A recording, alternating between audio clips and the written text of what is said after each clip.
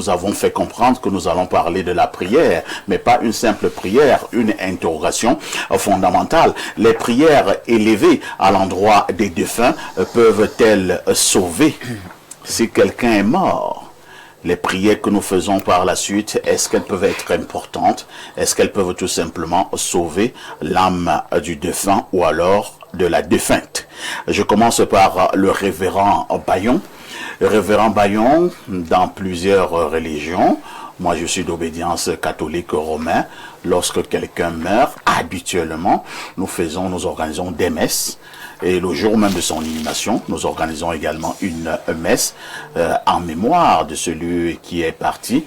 Et nous élevons des prières pour que Dieu le prenne au paradis. Et même après son enterrement, on continue même à avoir des messes, toujours dans le sens de prier pour le repos de son âme. Certains pensent, révérend, que ce folklore, mettez les guillemets en folklore, ne sert rigoureusement à rien. Parce qu'en réalité, l'homme qui est parti devra répondre calmement de ses actes. S'il a été une bonne créature, si elle a été une bonne créature, cette personne, naturellement Dieu prendra cette créature. Mais si elle a été une mauvaise personne, un monsieur méchant, une femme sorcière qui a mangé les enfants au village et a détruit des vies, ainsi de suite, faites 1000 prières, organisez 1000 messes et il n'y aura aucun impact positif à l'endroit de ce méchant ou alors à l'endroit de cette méchante. Comme le débat est posé depuis de longues années, quelle est votre posture en tant qu'homme d'église? Ces prières peuvent-elles sauver l'âme du défunt? Bien, je vous remercie pour cette question qui pour moi est extrêmement important sur le plan sociologique parce que et sur le plan spirituel bien sûr, parce que les gens ont un souci pour leurs bien-aimés qui sont passés de l'autre côté et ça pose un problème théologique sur quel est le sort de ceux qui sont de l'autre côté. Est-ce qu'ils sont bel et bien vivants? Est-ce qu'on peut faire quelque chose pour eux? Ou bien est-ce qu'ils ont même besoin de nous? Parce que d'un côté, certains pensent qu'ils ont besoin de nous, d'autres pensent que c'est nous qui avons besoin d'eux. Et quelle est la vérité là-dessus?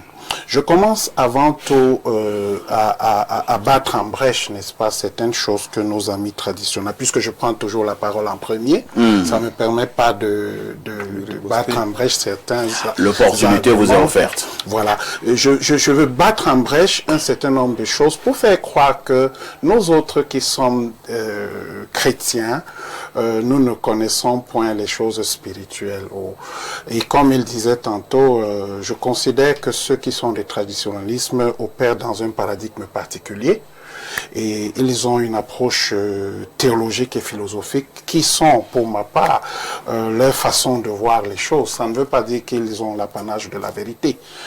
Mais je crois très fortement que la parole de Dieu, qui est consignée dans la Bible, n'est-ce pas, apporte un certain nombre de réponses à ce qu'il y a de l'autre côté. Je veux dire d'emblée que entre le mort et le vivant, il y a un fossé qui ne peut se rejoindre. C'est-à-dire la rupture. C'est une rupture. Et je convoque aussi d'emblée, je convoque d'abord le bon sens. Imaginez-vous que vous aimez votre épouse et que vous décédez, vous passez de l'autre côté, elle subit toute forme de souffrance, vous laissez des orphelins.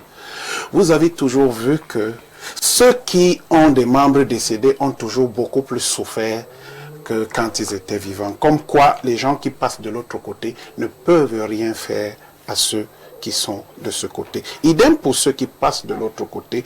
J'estime que certaines personnes, les religieux qui, pour ma part, essayent de donner des prières pour les défunts, essayent de rejoindre un besoin sociologique, c'est-à-dire que ça console quelqu'un de croire qu'on prie pour sa personne qui est partie de l'autre côté, mais il n'en est rien du tout.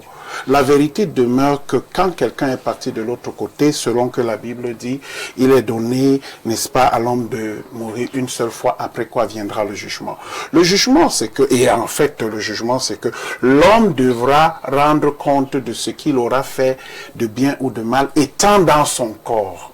C'est-à-dire que votre destinée de l'autre côté, quand vous passez de l'autre côté, parce qu'en fait, quand vous passez de l'autre côté, c'est un monde conscient, c'est-à-dire le mort sait il existe bel et bien, il est conscient qu'il existe, et il arrive même... Mais il est conscient qu'il est de l'autre côté. Il est conscient qu'il est de l'autre côté. Mais s'il est conscient qu'il est de l'autre côté, ça suppose donc qu'il n'est pas réellement mort.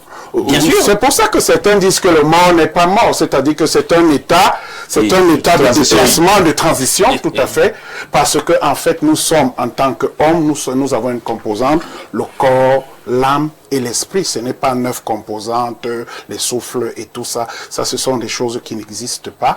Je veux dire que ce qu'on appelle le souffle de vie, c'est ce qu'on appelle l'esprit. C'est une déformation de ce que la parole de Dieu nous a enseigné. Quand Dieu crée la masse corporelle, il insuffle un souffle de vie, c'est-à-dire il donne à l'homme un esprit, c'est-à-dire c'est sa dimension spirituelle, parce que vous avez un corps physique, vous avez un corps spirituel. C'est ces deux-là, dans cet ensemble, qui ont été mis ensemble. Lorsque ça a été mis ensemble, la Bible dit qu'il devint une âme vivante, c'est-à-dire que en ce moment-là, l'homme devient une personne qui est émotionnelle. Il a les sentiments, il a la conscience, il a, n'est-ce pas, la volonté. Donc ce sont des choses qui font sa personnalité. Quand quelqu'un va de l'autre côté, la prière ne lui sert à rien du tout. Rien du tout. Ça aide peut-être certains qui prient pour les morts dans les milieux romains et orthodoxes, n'est-ce pas? Nous voyons, ils font des messes pour les morts, mais en fait, ça ne sert à rien du tout. Ça sert peut-être aux vivants pour les consoler qu'on aurait fait quelque chose pour les morts. Mais ce qu'il est dit dans la parole de Dieu, c'est tellement clair. C'est pour ça que pendant que vous êtes vivant, vous êtes comme en train de vous préparer pour l'autre côté quand vous serez mort, parce que c'est un état de conscience dans lequel ce qui arrivera de l'autre côté dépendra de ce que vous avez fait, n'est-ce pas, quand vous étiez dans votre corps. Il n'y a pas d'autre chemin possible. Merci révérend Guy Bayon. Kémouin, les prières élevées à l'endroit des défunts peuvent-elles sauver ces défunts-là? Merci pour la question, Perfecto. J'aimerais savoir quel est l'aide culturel du pasteur Bayon. Le voilà qui est en poste, qui répond. Le pasteur Bayon est Bassar. Voilà, comme son nom l'indique. Et je suis même de la chefferie, je suis de la notabilité, je connais très bien les forêts. C'est pour ça qu'il y a des choses. Tu connais le Mbok? Je connais très bien certaines de ces choses. Tu connais le Mbok? Parfois je vois comme j'aime appeler le charabia spirituel. Tu appelles le Mbok le charabia? Non, je veux dire que j'entends parfois sur le plateau des charabias spirituels. Et qu'est-ce que tu penses du Mbok? Je vous dis que je suis de la chefferie, je suis... Que penses-tu du Mbok? Ah, tu as peur de parler, n'est-ce pas? Mais c'est intelligent aussi.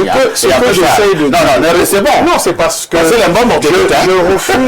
je refuse de manquer de respect à une personnalité qui est importante dans notre... On a compris. C'est très sage, pasteur. Je vous en prie, je veux dire que je respecte les Mbok, je respecte les... Moi, j'ai vu les gens qui sont moqués. Mais j'ai l'impression que c'est sont allés se mettre à nous respectent pas.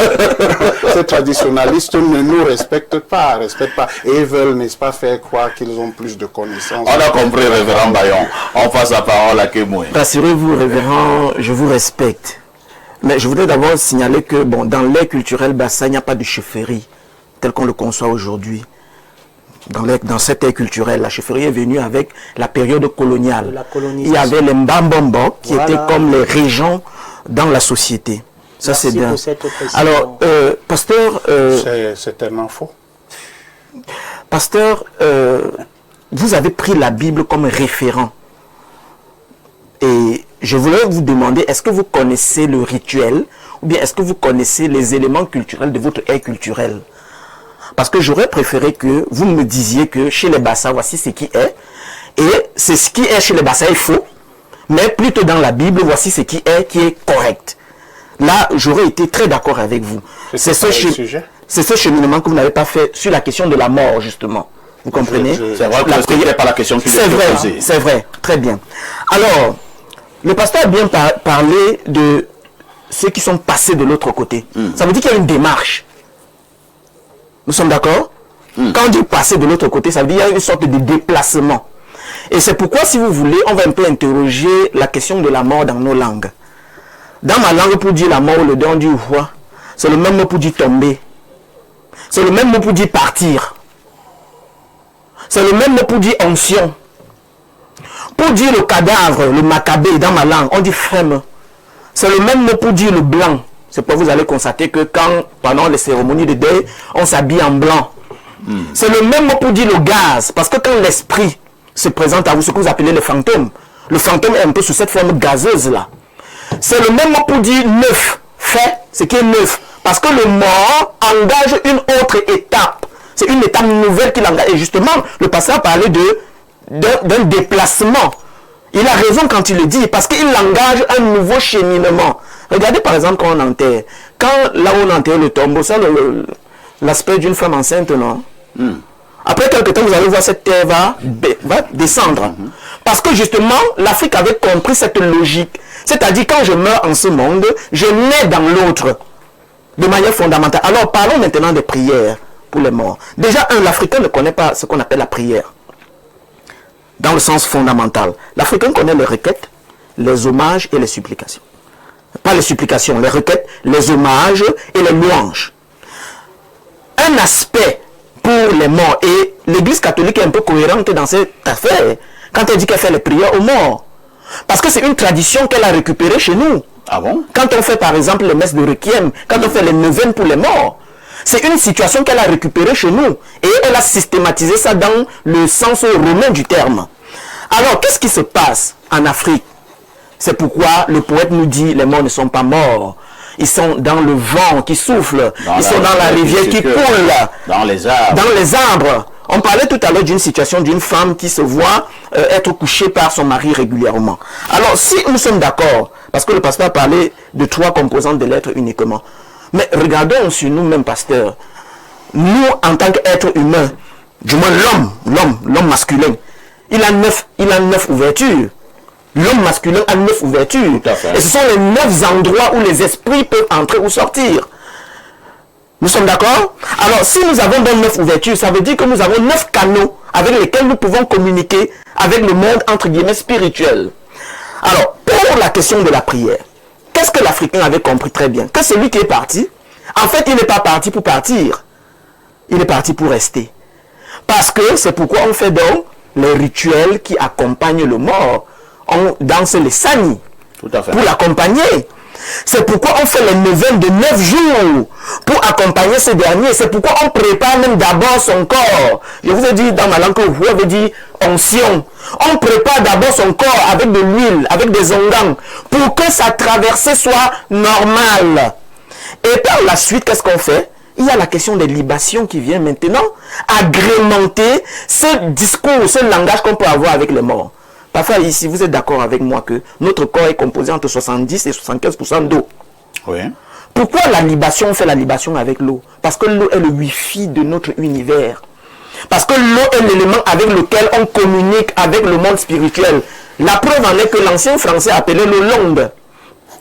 Pourquoi? Parce que effectivement l'eau c'est une onde. Quand je prends mon ustensile, je m'en vais au dehors, j'appelle mon nom, j'appelle ceux qui m'ont précédé. Je suis en train de créer un lien de communication avec ces derniers. Pourquoi c'est la terre? Parce que c'est à cet endroit qu'on les a mis comme des graines qu'on sème, puisque la graine pourrit d'abord. Après avoir pourri, elle germe. Et exactement, on les enterre parce que ils vont subir, ils vont passer par le même processus. L'Égyptien ancien appelait le corps Kérès. C'est ce mot qui a donné Christ. Il faut qu'on s'entende bien. C'est ce mot qui a donné Christ. Et pourquoi le Christ? Parce que il est entré dans le domaine de ce que les autres appelaient le mystère. Et c'est pourquoi donc, il y a un ensemble d'éléments qu'on fait pour entrer en contact avec ce mystère. Le professeur Bondier Ndjengela a écrit un livre magnifique, Morts et vivants en agriculture.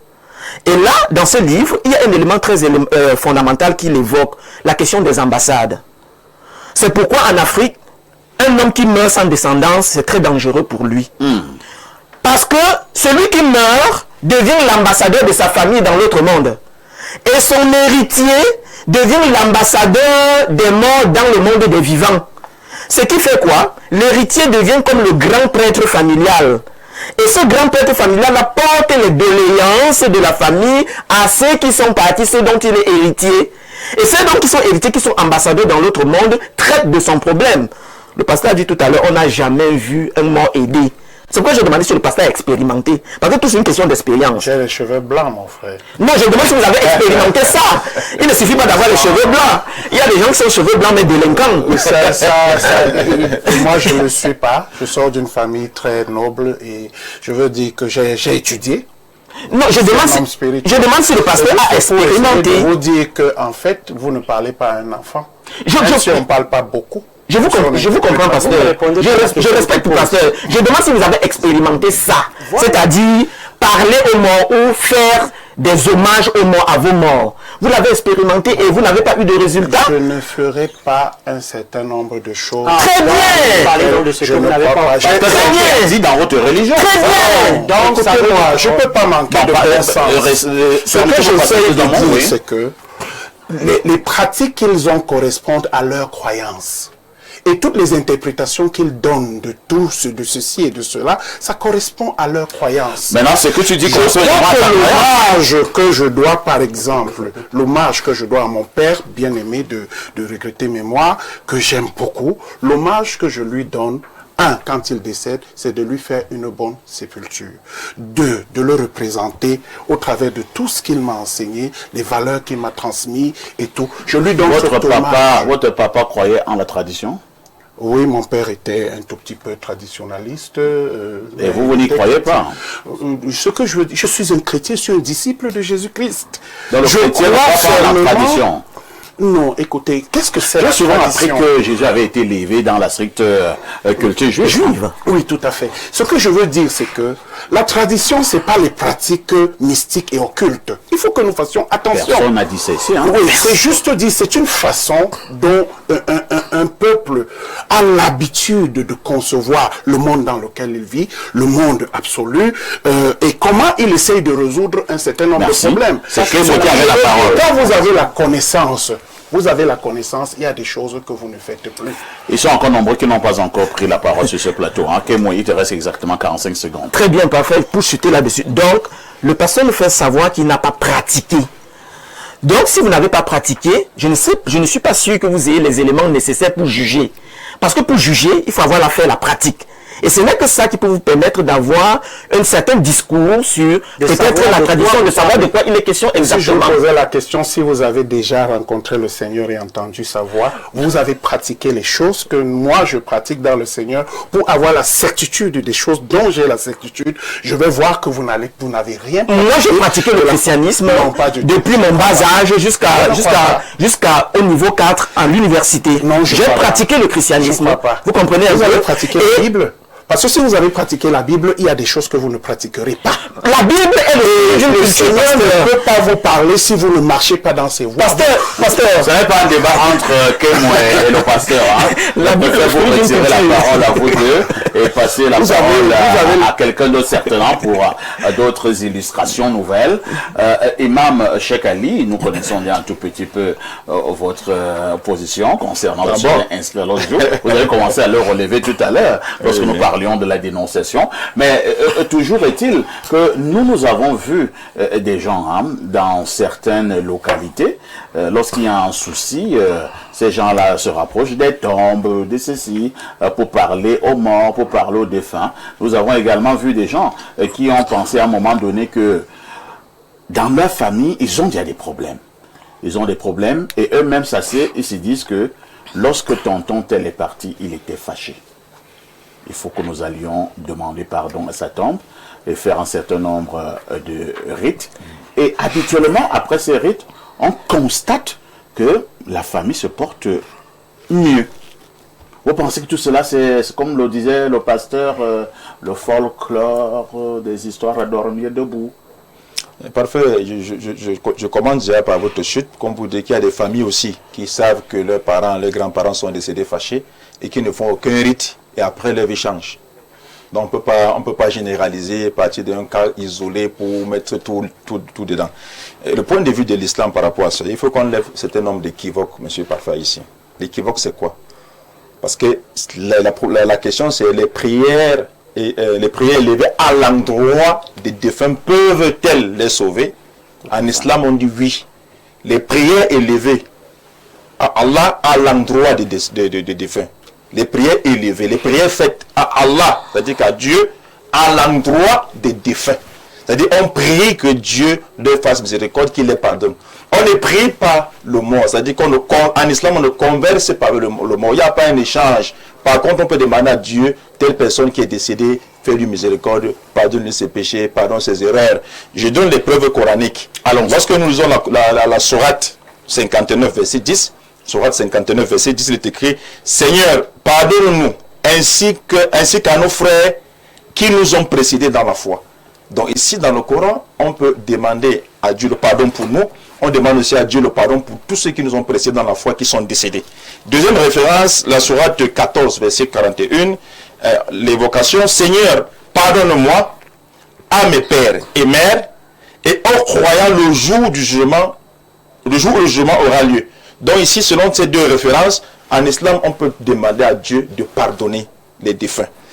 Et en islam aussi, il y a des actes qu'on peut poser, qu'on appelle sadaqatul jariya, que le défunt peut poser, pardon, avant de mourir. Par exemple, le prophète Mohammed m'a enseigné qu'une personne qui meurt, lorsqu'il meurt, il y a trois choses qui continuent. On appelle ça le sadaqatul jariya. Ça veut dire que quoi? Lorsqu'il a laissé une aumône continue, ça veut dire qu'il a peut-être planté un arbre, il a creusé un puits d'eau.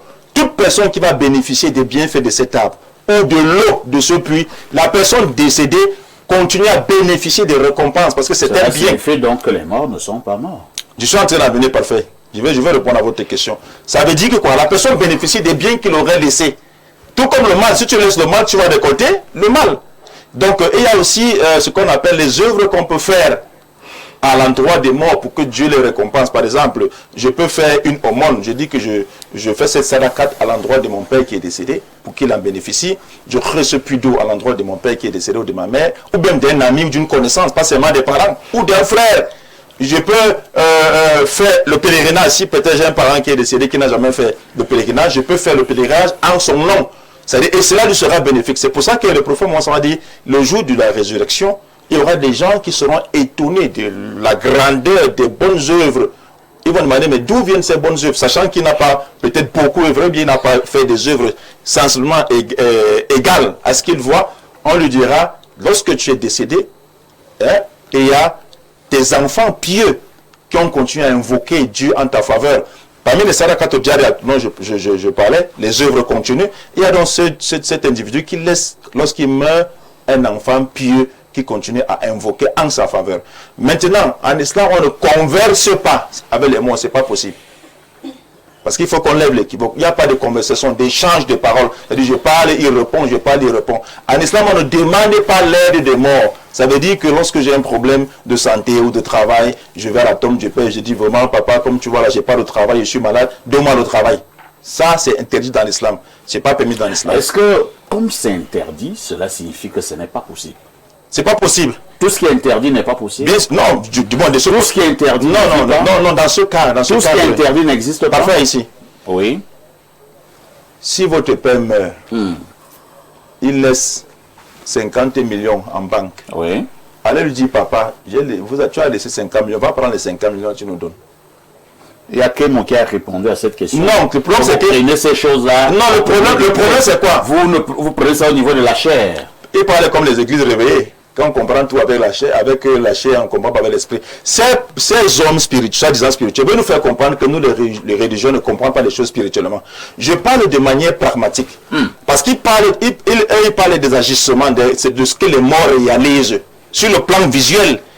Je dis ceci, que ça soit spirituellement ou physique, si un mort a les possibilités, a les capacités d'agir physiquement dans notre vie physique, qu'il ne revienne pas physiquement, je ne dis pas qu'il revient physiquement, je dis même spirituellement. Imaginez-vous parfois ici, vous décédez, vous laissez votre épouse avec des enfants, avec une maison, avec une voiture. Et quand un individu vient derrière l'épouser, il dort sur votre lit, dans votre maison, il conduit votre voiture, il continue à manger au bien, et vous êtes mort, et vous avez la capacité ou bien la potentialité d'agir dans le monde vivant et vous le laissez. On a souvent vu certains agissements. Hein. Non, pas fait. Non, écoutez, je vous ai toujours dit, ne quittez pas d'un cas isolé. Ce n'est pas une règle générale. Ne quittez pas d'un cas isolé que vous connaissez. On a vu le cas de la jeune fille qui se fait, qui a des rapports avec son mari. Vous savez qu'il y a des hommes spirituels qui sont compliqués.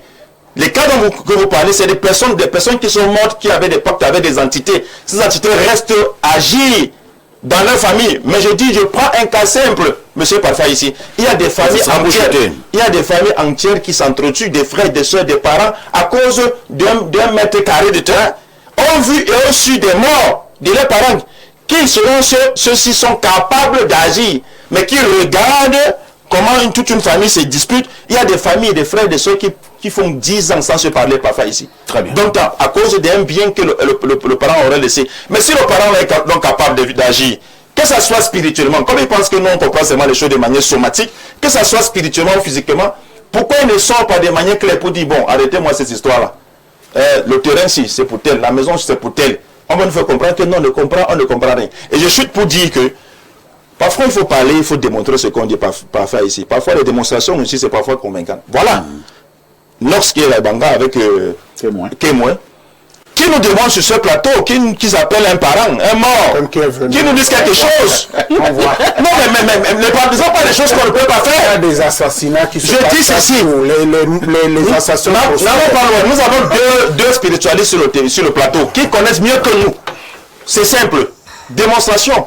Qu'ils invoquent les parents, les grands-parents à l'instant, qui nous aident à résoudre nos problèmes. On veut un exemple clair.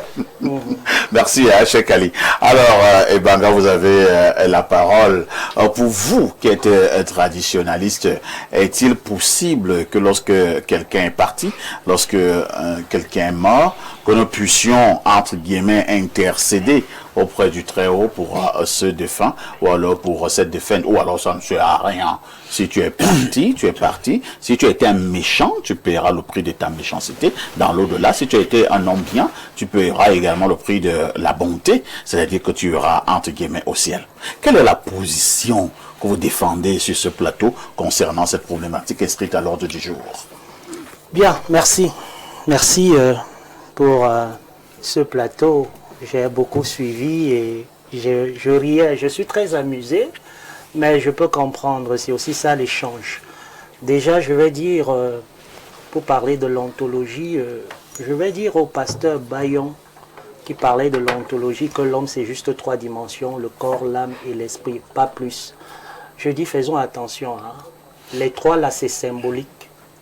Le 3 qu'on dit âme, esprit et corps, c'est un nombre symbolique. Pour comprendre cette symbolique, il faut entrer donc dans la lecture mystique ou numérologique de ce symbole de 3 qui renvoie à l'équilibre, la profondeur ou encore la croissance et puis la complétude. Et quand vous comprenez l'équilibre, c'est quoi? Ça veut dire que l'homme doit vivre de manière équilibrée, équilibrée entre ses différents corps parce qu'il en a plusieurs. La croissance, c'est qu'il doit grandir avec les mêmes corps. Et la complétude, c'est qu'il doit être capable de se compléter, de s'affirmer, de s'aboutir. Et c'est cette complétude qui donne le nombre 9, qui veut dire quoi? L'accomplissement, la complétude. Or, 9 encore est symbolique. Le 9 là ne veut pas dire une réalité purement rigide au sens du 9, mais qui veut dire une ouverture vers l'infini. C'est pourquoi quand même dans l'ontologie africaine, on parle de 9 corps, c'est encore également symbolique, parce qu'on veut dire que l'homme est toute une infinité, parce que le crachat c'est une partie de votre ontologie. Pourquoi on le dit? Quand on dit esprit, âme et corps, c'est l'homme. C'est une façon de dire qu'on peut vous toucher avec chacune de ces composantes. On peut vous tuer en attaquant votre esprit, on peut vous tuer en attaquant votre âme, on peut vous tuer en attaquant votre corps. Je prends d'abord ça pour que vous essayiez de comprendre. Maintenant, quand on renvoie à 9, c'est pour vous dire que on peut vous tuer à travers toutes les composantes.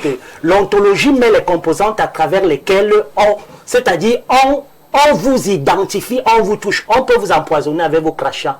On peut vous empoisonner avec votre ombre. Il y a des gens qu'on a envoûtés rien qu'à partir de votre ombre. Oui, rien qu'à partir de votre ombre.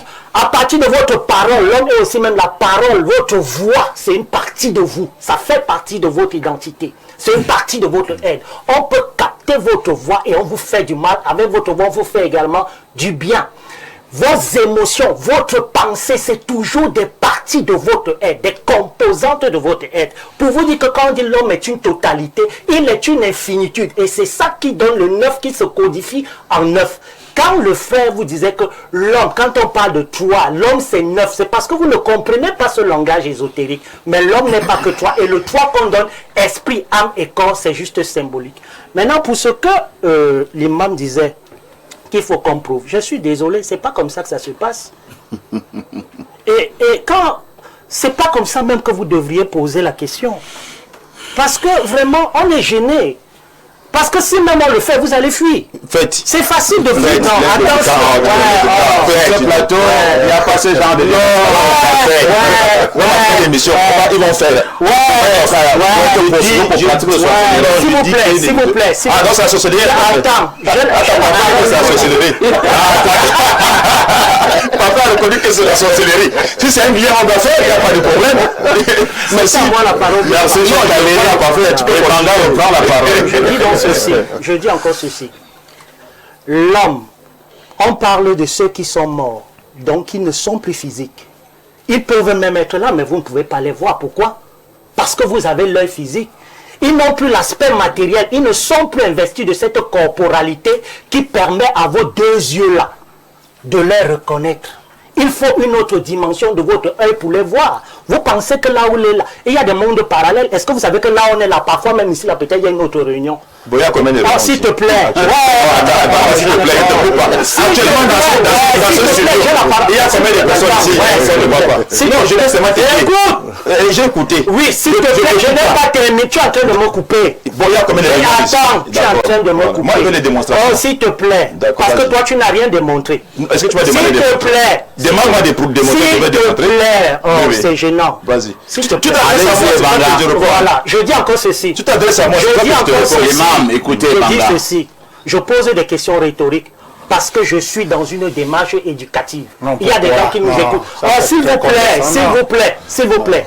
Je dis encore, et quand je parle, s'il vous plaît. Posez vos arguments. Souffrez de m'écouter. Vous avez parlé, on vous a écouté. C'est aussi ça la civilité, s'il vous plaît. Allez-y, Banga. Je dis encore ceci. Il y a plusieurs langages de décrire la vie. Vous avez les vôtres, et j'ai parlé de paradigme.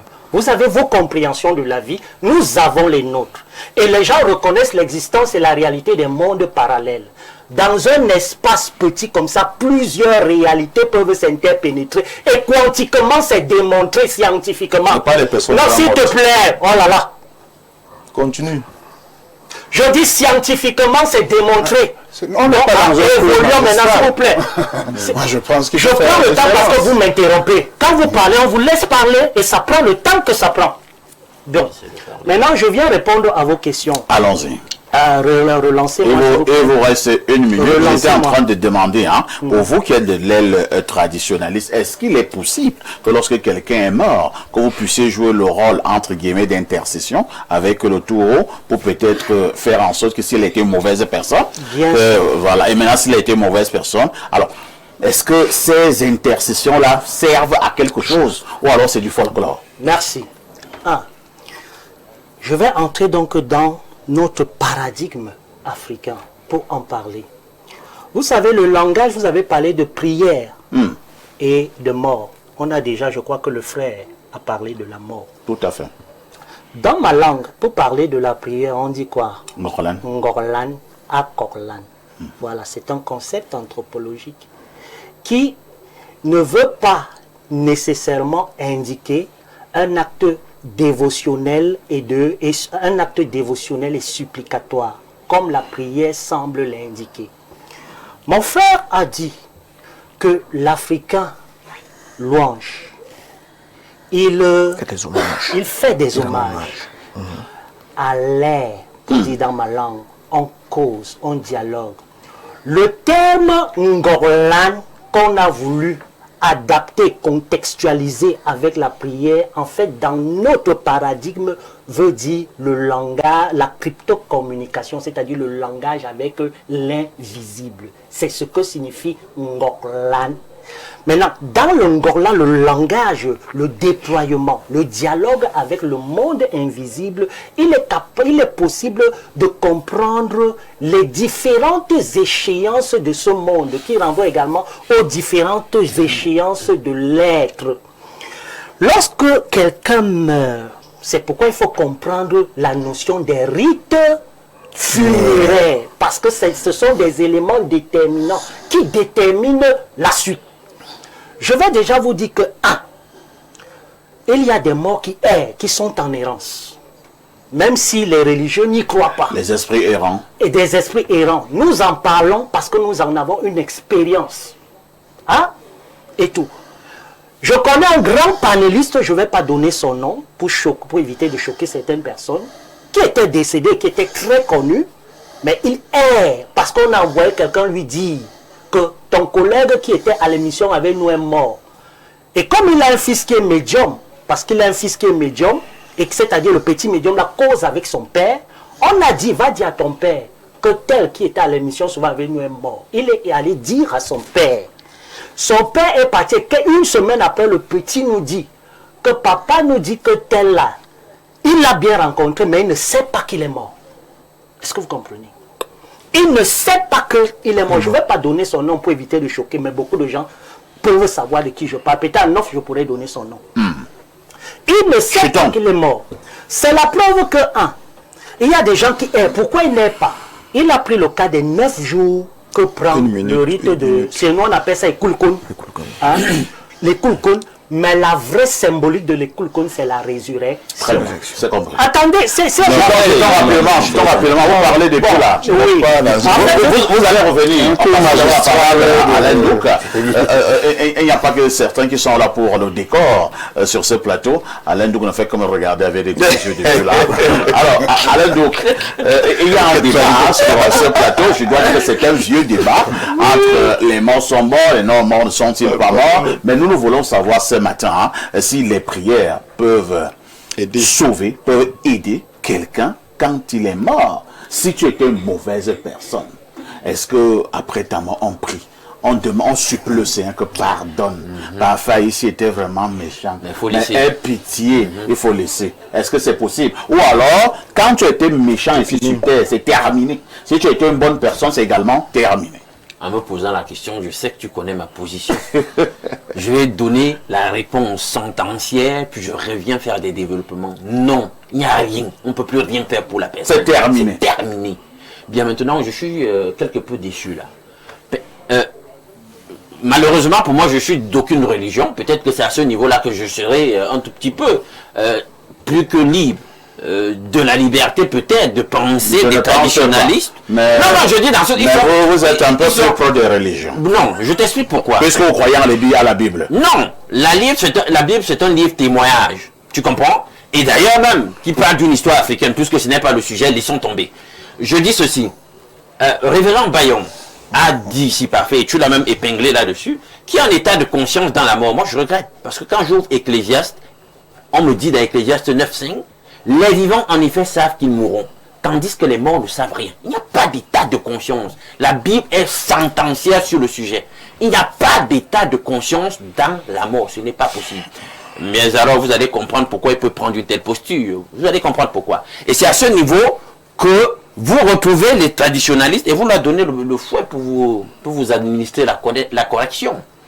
Dans la perspective, notamment, d'un certain judaïsme rabbinique, et talmudique, kabbalistique, on croit effectivement qu'il y a un état de conscience dans la mort. Ils ont ça en commun avec le catholicisme romain et d'autres dénominations religieuses. C'est-à-dire que quand le mort, le défunt, décède, si vous permettez ce pléonasme, la chair, se détruit, retourne à la poussière, et alors ce qu'on appelle donc la hekama, c'est-à-dire l'âme, pour ce qu'ils considèrent comme étant, dans leur religion en question, des êtres moyens. Ils n'ont pas trop péché, ils n'étaient pas aussi mauvais que ça. Il y a une phase probatoire où pendant 1 an, des gens intercèdent. 12 mois, parfait. On intercède pour la Hekama, l'âme de ces défunts qui étaient médiums, qui étaient pas totalement mauvais. Et au bout d'une année parfaite, leur âme peut donc monter vers Dieu. On retrouve sensiblement la même doctrine du purgatoire chez les catholiques romains, qui est aussi, au niveau du purgatoire, une phase purificatoire. Parce que chez les talmudistes, là aussi, hein, et les rabbinistes et tout, justement, la phase en question, c'est une phase de purification de ces âmes qui n'étaient pas trop méchantes, qui n'étaient pas trop mauvaises, et qu'on peut, voilà, qu'on peut sauver. Donc, chez les catholiques, on retrouve le même concept avec le purgatoire. Toujours donc dans cette dynamique qui veut qu'il y a un état de conscience dans la mort. Mais bibliquement, les amis, c'est impossible.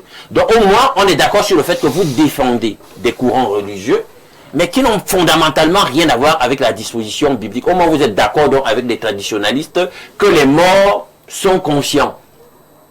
Moi, ce n'est pas possible dans mon paradigme. Quand Ebanga a parlé tout à l'heure de Goklan, il y a quelque chose à tirer. Et fondamentalement, la Bible n'est pas toujours opposée à vous et à la conception que on a bien voulu labelliser comme étant négro-africaine. Quand la Bible vous dit que l'homme, l'esprit de l'homme prie par des soupirs inexprimables, vous comprenez ça comment? Ça rejoint par un peu le Ngoklan dont tu parlais. C'est de ça qu'il s'agit. Maintenant, quand Kenwoy, tu as parlé tout à l'heure dans la polysémie du vocable prière dans nos différentes langues, en tout cas dans ta langue, tu as utilisé requête. Quand vous allez voir dans la typologie des prières, ouvrez même un livre comme le livre des psaumes.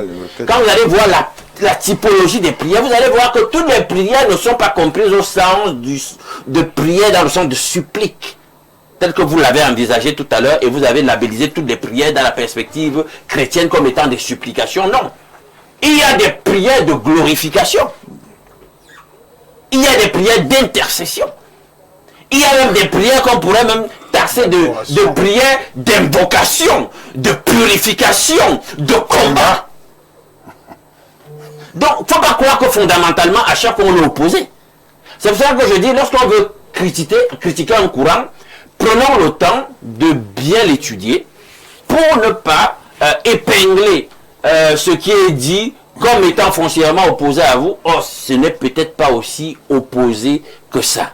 Et maintenant, Kenwoy, dans nos... Vous savez, c'est facile hein, de se labelliser. Non, nous, chez nous les Africains, je tiens à te dire que je t'assure, entre nous-mêmes Africains, il y a énormément de fluctuations d'une ethnie, d'une aire géographique parfois à une autre. C'est-à-dire que les réalités cosmologiques, culturelles ne sont pas forcément toujours les mêmes. Même sur la question de la mort. Et de comment nous percevons la mort et du rapport aux morts. Et d'ailleurs même de la philologie de tous les substantifs hein, qui sont là et qui existent pour parler de la mort et de l'état de mort. Donc moi je reviens toujours à la question du bon sens. Je veux croire parfait que nos ancêtres ne sont pas morts. Mais moi, j'aurais voulu qu'ils me donnent démonstration de leur immortalité en question. Et à ce niveau, je vais vous poser une question. Oui. Hein. Je vous ai suivi avec grande attention. Vous êtes de ceux qui pensent que quand tu es mort, c'est terminé. C'est terminé. C'est ça, non? Oui. Alors, qu'est-ce que nous faisons avec Jésus? Bien, Jésus est ressuscité. Démontrez-le, aussi on voit. Démontrez-le. Jésus est ressuscité. Démontrez-le, aussi on voit. Ça, c'est l'élément fondamental de la foi chrétienne. Ça devient si Jésus est resté mort, notre foi est vaine. Elle ne sert à rien. Merci. Or, Jésus, justement, est ressuscité. Il est vivant. D'accord. C'est ça le calcul. Quelqu'un ne peut pas ressusciter. Mais la résurrection, c'est un acte surnaturel par lequel... Est-ce qu'on peut démontrer que Jésus est ressuscité? Non, on s'en tient. Ah, ok. Je suis en train de répondre, Ebanga, est-ce que je peux vous aider un peu? Est-ce que je réponds? Nous avons le témoignage. Même un peu condamné. Non, j'en viens. Nous avons. Est-ce que je réponds? Je réponds. Nous avons le témoignage biblique que Jésus est ressuscité. Ça a été l'objet d'un martyre de plusieurs générations de personnes qui ont donné leur vie. On les compte en dizaines de millions, des dizaines de millions à travers l'histoire. Est-ce que je peux répondre? Moi, je ne vous ai pas interrompu. Qui ont sacrifié leur vie pour ce témoignage. Il y a même des thèses sur le plan de la psychologie pour valider cela. Pour dire que, mais écoutez, si ces gens en question avaient ce témoignage-là sur quelque chose qui n'existe pas, comment ils pouvaient tenir le martyr sur une longue période pour un témoignage qui est compris? Tout le monde n'a pas fait, c'est le dernier. Je sors par là, tu as laissé, permets que je sorte par là. Le premier argument a été compris. Maintenant, il y a l'expérience personnelle. Quand nous disons Jésus est ressuscité, c'est une personne avec laquelle on marche tous les jours, avec laquelle tu vois cette personne-là. Bien sûr. Donc vous pensiez que Jésus, quand il est vivant, vous pensiez que il est vivant, il est logé où? C'est une personne, je vais aller rencontrer où? Donc, mais tu sais rencontrer parfait, tu peux t'enlever à l'esprit pour rencontrer.